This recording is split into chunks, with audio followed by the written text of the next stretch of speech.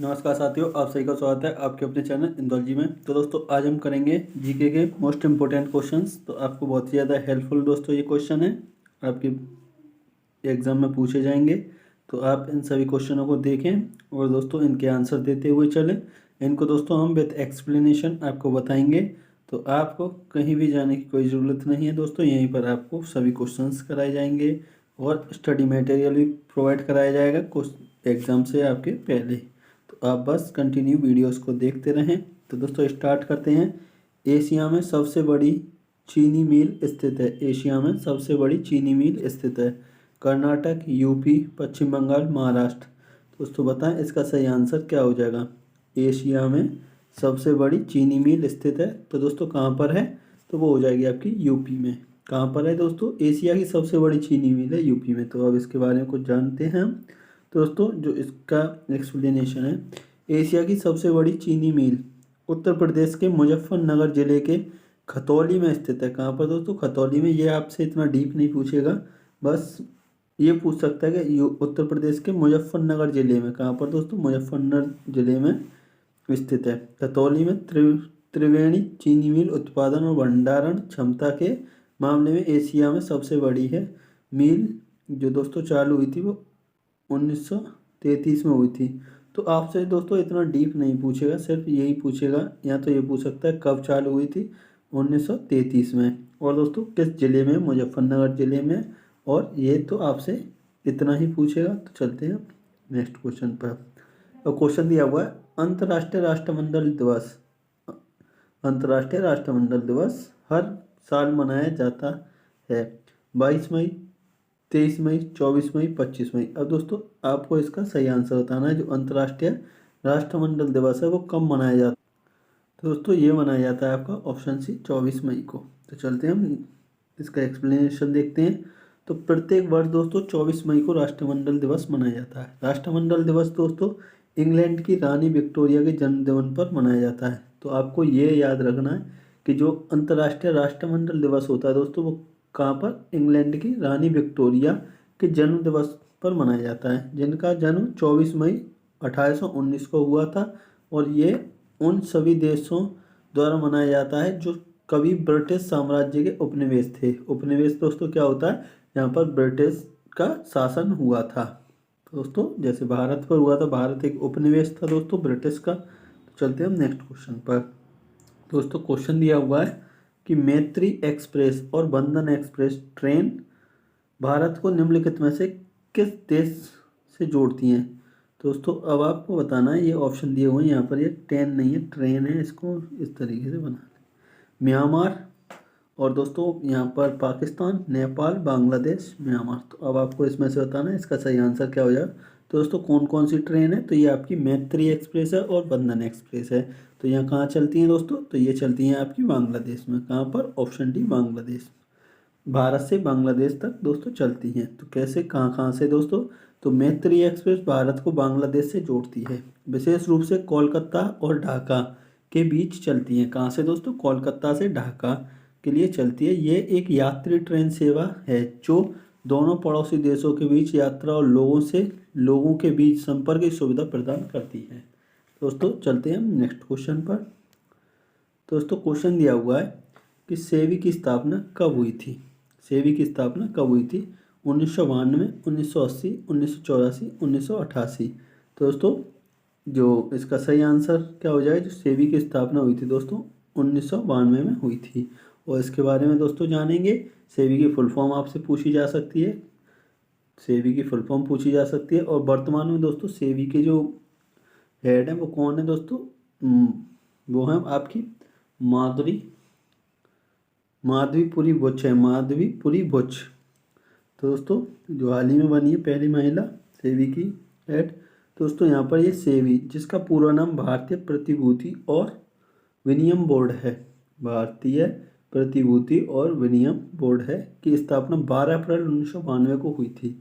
इसकी स्थापना भारत में प्रतिभूति बाजार को विनियमित और देखरेख करने, निवेशकों के हितों की रक्षा करने और प्रतिभूति बाजार के विकास को बढ़ावा देने के लिए एक स्वायत्त निकाय के रूप में की गई थी। दोस्तों चलते हैं अब हम नेक्स्ट क्वेश्चन पर। तो क्वेश्चन दिया हुआ है किस रेलवे मंत्री ने रेलवे बजट को लगातार 6 बार प्रस्तुत किया? तो दोस्तों लगातार 6 बार प्रस्तुत रेलवे जो बजट था दोस्तों वो किस मंत्री ने प्रस्तुत किया था लगातार 6 बार, जो अब तक का सर्वाधिक है दोस्तों? तो जॉन मथाई, लालू प्रसाद यादव, नीतीश कुमार, ममता बनर्जी। तो दोस्तों जो ममता बनर्जी थी वो पहली महिला रेल मंत्री थी, लेकिन दोस्तों ये जो प्रस्तुत किया था वो लालू प्रसाद यादव ने, जो कि पूर्व बिहार के दोस्तों मुख्यमंत्री भी रहे हैं। भारतीय राजनीतिक और बिहार के पूर्व मुख्यमंत्री लालू प्रसाद यादव ने भारत के केंद्रीय रेल मंत्री के रूप में कार्य किया, और कब से कब तक दोस्तों? 2004 से 2009 तक लगातार 6 बार रेल बजट पेश किया। अपने कार्यकाल के दौरान उन्होंने भारतीय रेलवे में कई बदलाव और सुधार लागू किए। दोस्तों चलते हैं हम नेक्स्ट क्वेश्चन पर। तो क्वेश्चन की दिया हुआ है, विश्व में बॉक्साइट का सबसे बड़ा उत्पादन कौन है? विश्व में बॉक्साइट का सबसे बड़ा उत्पादन कौन है? यूएसए, जमाइका हुआ दोस्तों, यहाँ पर चिली, ऑस्ट्रेलिया। तो अब आपको बताना दोस्तों जो बॉक्साइट है, बॉक्साइट दोस्तों क्या होता है? एल्युमिनियम का ओर होता है एक। तो अब यहाँ पर इसका सही आंसर हो जाएगा, वो हो जाएगा आपका ऑस्ट्रेलिया। क्या हो जाएगा? ऑस्ट्रेलिया में दोस्तों बहुत भंडार है इसका। तो ये यहाँ पर पढ़ें।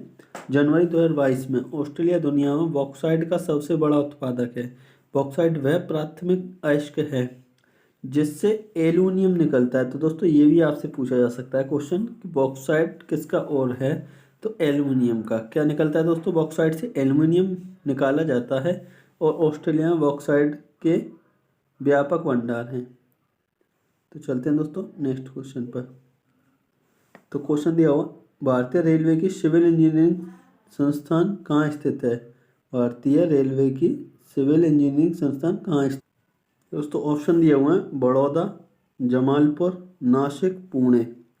तो अब आपको बताना दोस्तों इसका सही आंसर क्या हो जाएगा? तो दोस्तों इसका जो आंसर हो जाएगा वो हो जाएगा आपका ऑप्शन डी, पुणे। कहाँ पर है दोस्तों? जो भारतीय रेलवे की सिविल इंजीनियरिंग संस्थान कहाँ पर है दोस्तों? पुणे में। तो ये भारतीय रेलवे सिविल इंजीनियरिंग संस्थान यानी कि IRICEN पुणे महाराष्ट्र भारत में स्थित है। IRICN भारतीय रेलवे में कार्यरत सिविल इंजीनियरों के लिए विशेष परीक्षण संस्थानों में से एक है। ये रेलवे के बुनियादी ढांचे और संचालन के संदर्भ में सिविल इंजीनियरिंग से संबंधित विभिन्न पहलुओं में प्रशिक्षण प्रदान करता है। दोस्तों इतना ये डीप आपकी ज़रूरत नहीं है, तो आप सिर्फ क्वेश्चन को याद रखें, इतना ही पूछा जाएगा क्योंकि आपके एग्ज़ाम का लेवल ज़्यादा टफ नहीं है। तो दोस्तों अब हम चलते हैं इस पर।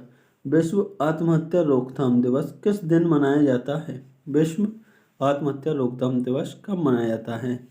तो ये 17 जुलाई, 23 अगस्त, 9 सितंबर, 10 सितंबर। दोस्तों अब आपको बताना इसका जो आंसर हो जाएगा वो क्या हो जाएगा। दोस्तों आपके सामने ऑप्शन, तो इसका आंसर हो जाएगा ऑप्शन डी, 10 सितंबर को मनाया जाता है आत्महत्या रोकथाम दिवस। तो दोस्तों ये यहाँ पर हम थोड़ा इसके बारे में जानते हैं। विश्व आत्महत्या रोकथाम दिवस प्रत्येक वर्ष 10 सितंबर को मनाया जाता है। यह दिन आत्महत्या की रोकथाम के बारे में जागरूकता बढ़ाने और आत्महत्या को रोकने के विश्वव्यापी प्रयासों को बढ़ावा देने के लिए समर्पित है। यह व्यक्तियों, संगठनों और सरकारों को आत्महत्या से जुड़े कलंक को कम करने और मानसिक स्वास्थ्य जागरूकता को बढ़ावा देने की दिशा में एक साथ आने का अवसर प्रदान करता है। विश्व रोकथाम आत्महत्या रोकथाम दिवस पर आत्महत्या रोकथाम प्रयासों का समर्थन करने के लिए विश्व पर विभिन्न कार्यक्रम और गतिविधियाँ आयोजित की जाती हैं। तो दोस्तों अब चलते हैं हम इस क्वेश्चन पर। तो ये क्वेश्चन दिया हुआ है कि भारत में राष्ट्रीय विज्ञान दिवस किस तिथि को मनाया जाता है?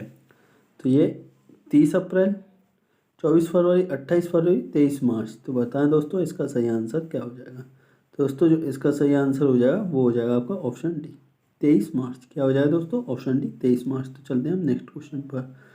अभी दोस्तों इसके बारे में हम पढ़ लेते हैं, इससे आपको एक दो क्वेश्चन और मिल जाएंगे। दोस्तों भारत में राष्ट्रीय विज्ञान दिवस हर साल 28 फरवरी को मनाया जाता है।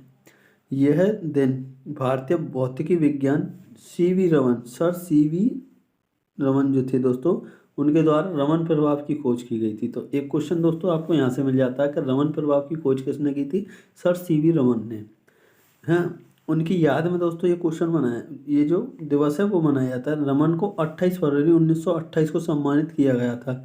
जिसके लिए उन्हें 1930 में भौतिकी में नोबेल पुरस्कार से सम्मानित किया गया था। राष्ट्रीय विज्ञान दिवस भारतीय वैज्ञानिकों के योगदान को पहचानने और जश्न मनाने और देश में वैज्ञानिक स्वभाव और जिज्ञासा को बढ़ावा देने के एक अवसर है। दोस्तों अब यहाँ पर एक क्वेश्चन दिया हुआ है कि रेड डाटा बुक किससे संबंधित जानकारी रखती है। जो रेड डाटा बुक है दोस्तों वो किससे संबंधित, रेड पांडा, ऐसे दुर्लभ पादप और प्रणाली जिनको खतरे की आशंका है, दुर्लभ खनिज, लुप्त प्राय लोपशील नदियाँ। तो दोस्तों ये क्या हो जाए, ऑप्शन बी इसका राइट आंसर हो जाए, ऐसे दुर्लभ पादप और प्राणी जिनको खतरे की आशंका है। दोस्तों अब इसके बारे में हम पढ़ लेते हैं कि रेड डाटा बुक उन दुर्लभ पौधों, प्राणियों, कवकों और अन्य जीवों की सूची है जिन्हें अधिकतम नस्लों की खतरे की आशंका होती है, जिनमें इन प्रजातियों के स्थिति, पहले और उनके संरक्षण के लिए आवश्यक जानकारी शामिल होती है। रेड डाटा बुक के माध्यम से इन जीवों के संरक्षण की आवश्यकता को समझा जाता है और उनकी सुरक्षा के लिए आवश्यक कदमों की योजना की जाती है। तो दोस्तों यहाँ पर आपके क्वेश्चंस हो जाते हैं कंप्लीट। तो आपको वीडियो कैसी लगी कमेंट करके ज़रूर बताएं और अपने सभी दोस्तों में शेयर करें दोस्तों। और अगर आपको टॉपिक वाइज वीडियो चाहिए तो दोस्तों हम आपको टॉपिक वाइज भी प्रोवाइड कराएंगे। पूरा सिलेबस दोस्तों आप जैसे कहेंगे उस तरीके से आपको कवर करा देंगे। मैथ, रीजनिंग, ये भी अगर आपको वीडियोस चाहिए तो ये भी हम आपको कराएंगे। बस आपको कमेंट करके बताना है और दोस्तों वीडियो को ज़्यादा से ज़्यादा लोग तक शेयर करना है और स्टडी मटेरियल भी हम आपको प्रोवाइड करा देंगे। तो thank you, all the best.